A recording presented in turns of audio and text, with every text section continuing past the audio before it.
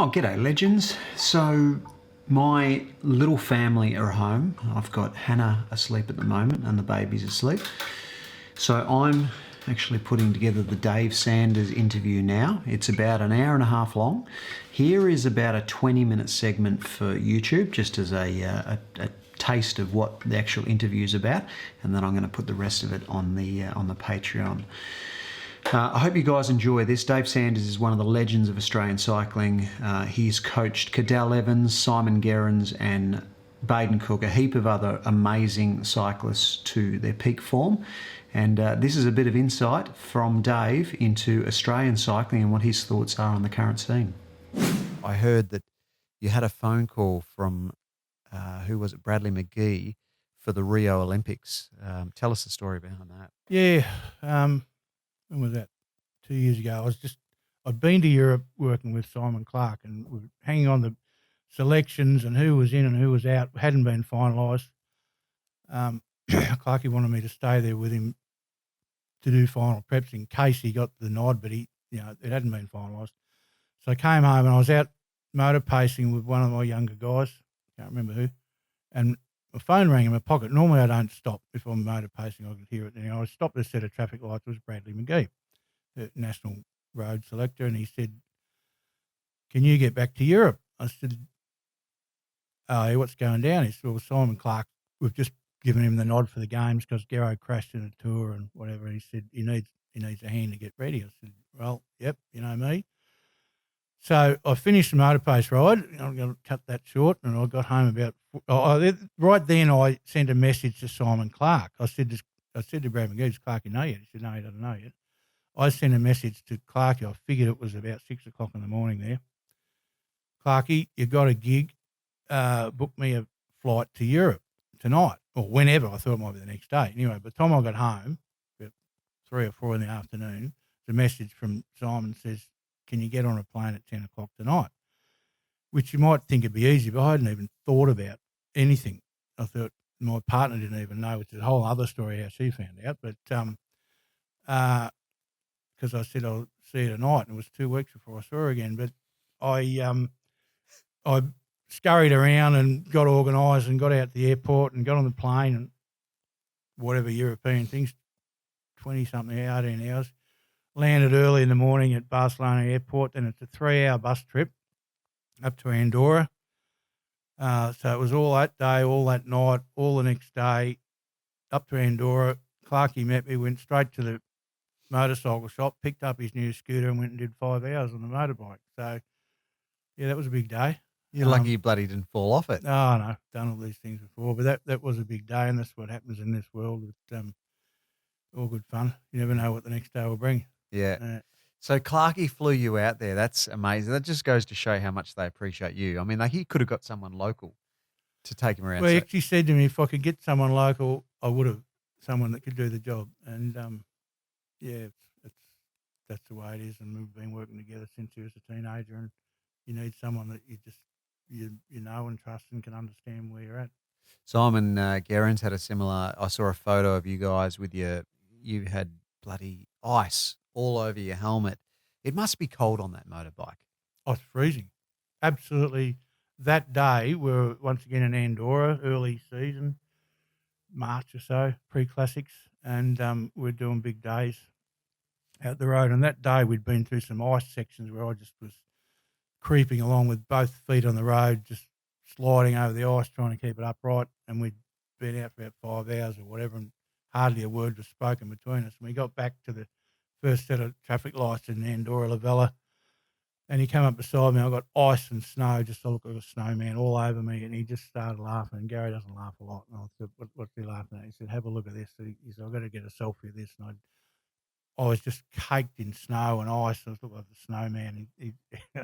But I was that cold. My hands, even though I had good gloves on, but it was outrageous. And I said, "I'll see you back at the house." And I went to the local ski shop. I said, "What's the best gloves, the best things you got?" Spent a fortune and got double mitts, which I put over the top of my gloves. And I never had another problem after that. And it sums up Clarkie's he's got little philosophies about everything, and he said to me, and it's about the classics and racing. He said, "You know how you deal with the cold?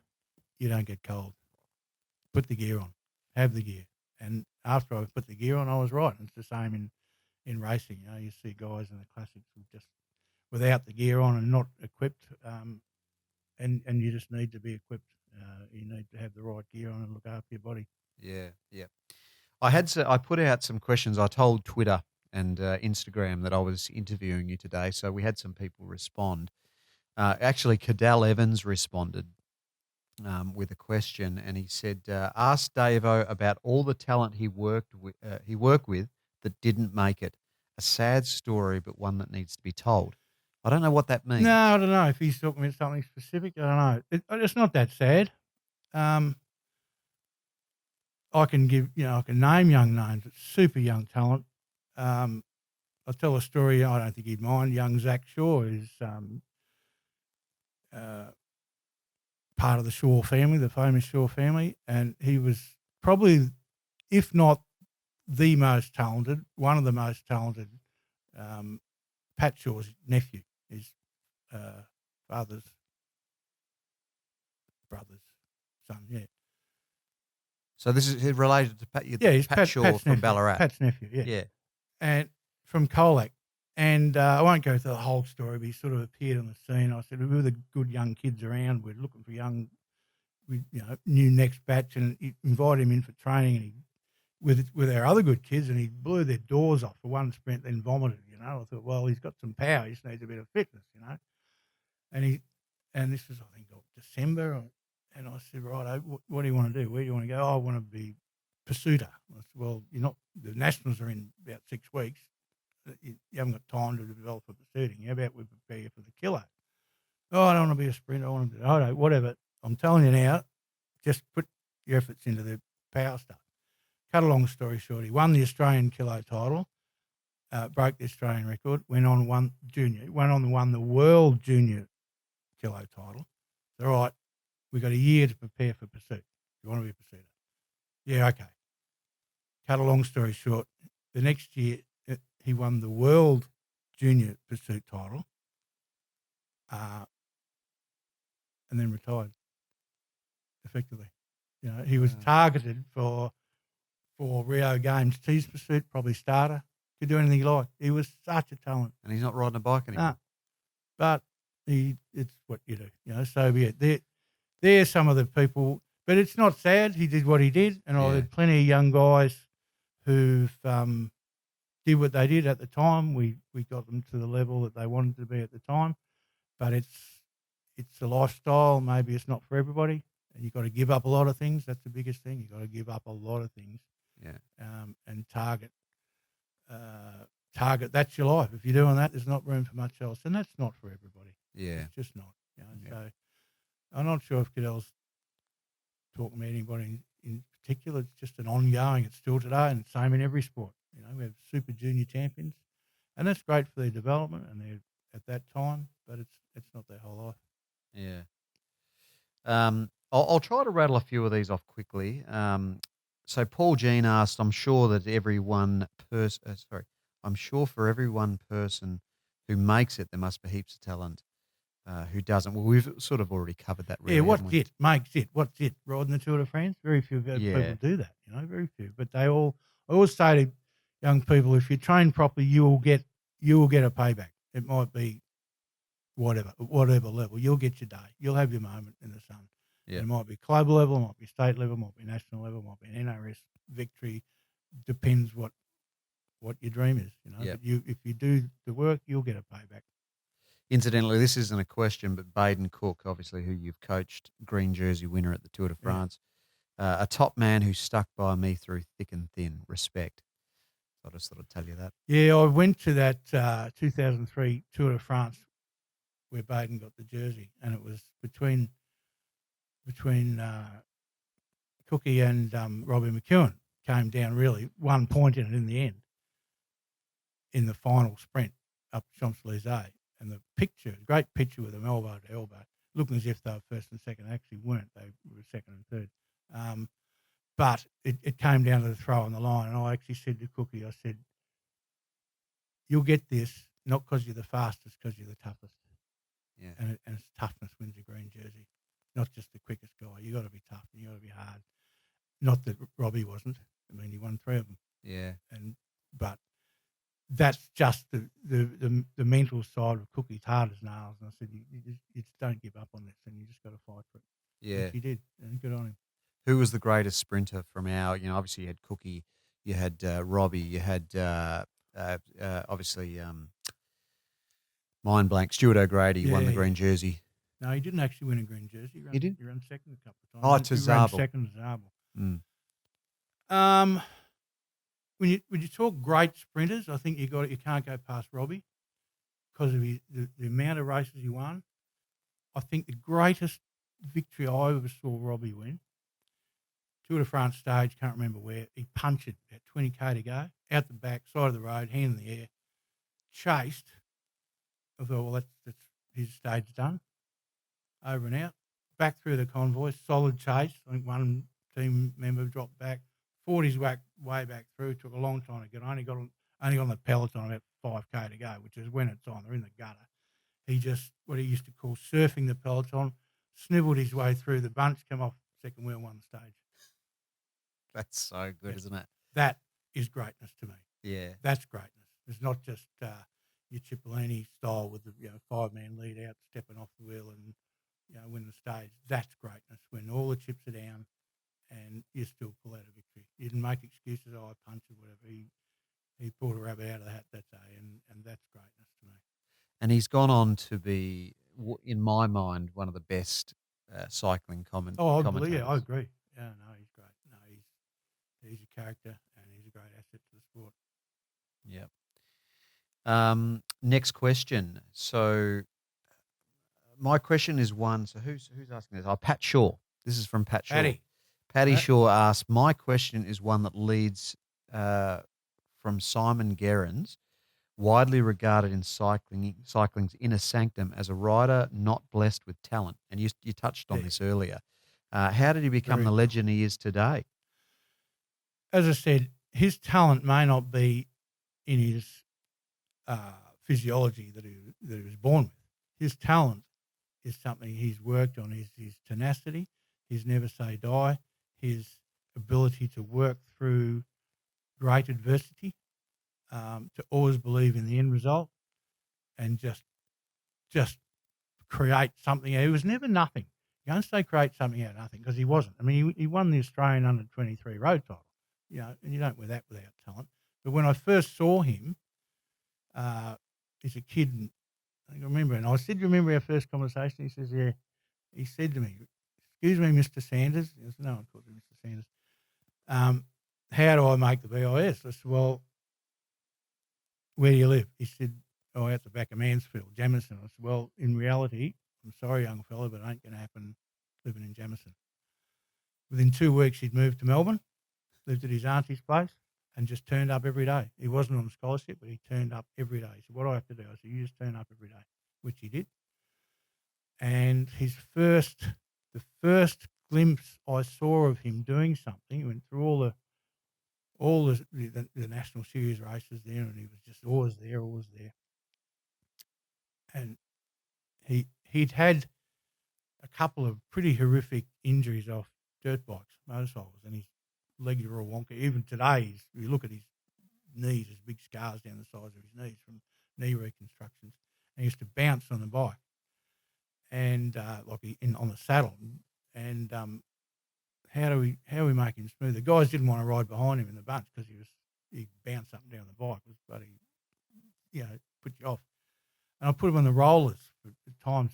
How do we make this kid smooth? If you bounce on the rollers, you'll end up on the floor. So you had to teach his legs to go around in circles and the neuromuscular system to adapt to that and whatever. Anyway, the first glimpse I thought of something was at the end of the year, and he ran third in the Grafton. And I thought, right, this kid's talent is not these short 100K races; it's the long endurance stuff.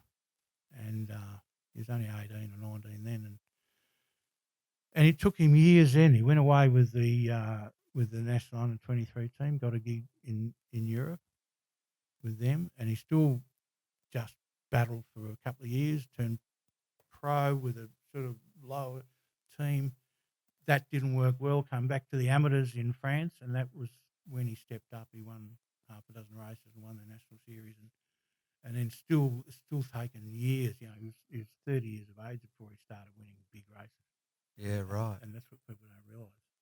But he's won the biggest of them. And he just persisted. Yeah, and worked very hard at it. So that's how he got there. And Paddy would know that, but he's just bringing that up so I'd tell a story, I guess. But Yeah. he is the role model, in my opinion, of how hard you got to work for it. You know. Yeah. And he still is today. You know, he's had a couple of challenging years, but it ain't over yet. You know, he's working very hard. I was talking to him last week, and he said, "No, the numbers are good. I'm back on. You know, Yeah. I'm ready to race. So it's good." Yeah. Mikey Matthews, another good talent, obviously. What's your... Michael Matthews, possibly the other end of the spectrum, super talented. Super, probably as talented, or if not the best natural talent that I've seen. Just get out of bed and do it. Not because he was the super trainer or anything else. He just is so talented. You know, he's got so much natural ability, and now he trains well and presents it well. And I hope he wins a world title. He deserves it. He's still young. You forget how young he is. He's still just a kid. Yeah. And has many years to come. I would see him winning some big classics. Certainly a tour stage winner. Yeah. But no, he's a super talent.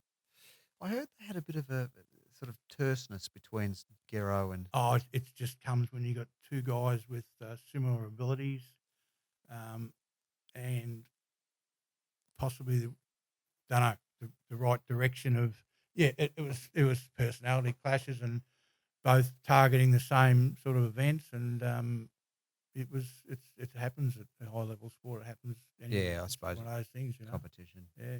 Yeah. Yep. Talking about VO2 max, I've heard rumours that Cadel's had the highest VO2, and this was a question actually by Brian Cullen. Did Cadel have the highest VO2 max ever recorded, and was Cadel aware other top contenders were cheating, i.e. Contour wins the Tour de France by 23 seconds? I'm not sure what that relates to the VO2 max, but... Yeah, well, answer first question, yes. I can't say exactly the highest, but it's certainly up there. The highest numbers I'd heard of over through that era was Cadel. Mick Rogers was up there. Some pretty big numbers, pretty phenomenal. So certainly he was a natural talent, but then he's worked at it very hard too. You know, as I say, there's plenty of other guys with big VO2 sitting in pubs watching on television. You know, he's worked at it, and there's a lot of things you have to work at. He's committed his life to it, and found all the 1%ers, which he had to do, and took him also a long time to achieve his goal. The answer to the second question, of course, Cadel's not dumb. He knew what was happening, and in my opinion, he probably should have won the Tour de France 3 times, if not more, but certainly 3 times. But he didn't make a fuss of it. Get on with the job, you know, and he did that, and he certainly deserved to get the big ones later in his career, and it was absolutely brilliant to see that. Yeah. I've had some questions, obviously, when I put this out there on Twitter about doping and stuff like that, and I didn't really want to sort of ask you too much about that because I wanted to keep this conversation lighthearted. But obviously, we've seen Froome, get done with his asthma, salbutamol. So beautiful.